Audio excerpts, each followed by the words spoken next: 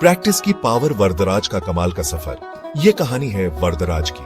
वो हमें एक जरूरी बात सिखाते हैं, कभी हार मत मानो, प्रैक्टिस बहुत जरूरी है।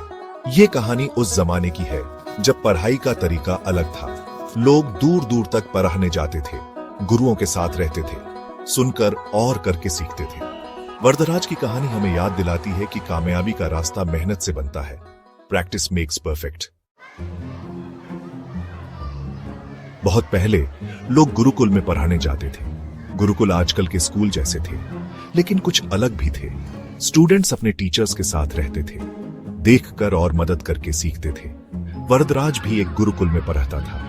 वो सीखना चाहता था, लेकिन उसे याद रखने में दिक्कत होती थी। वो अक्सर भूल जाता था, इससे वो उदास रहता था।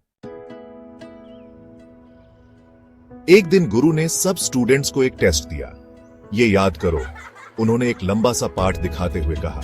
बाकी स्टूडेंट्स तुरंत याद करने लगे, लेकिन वरदराज को दिक्कत हो रही थी। वो निराश हो गया। उसकी उदासी देखकर गुरु ने प्यार से मुस्कुराते हुए कहा, वरदराज, बड़ी से बड़ी नदी भी बूंद बूंद से बनती है। लगातार कोशिश करना सीखने की कुंजी है।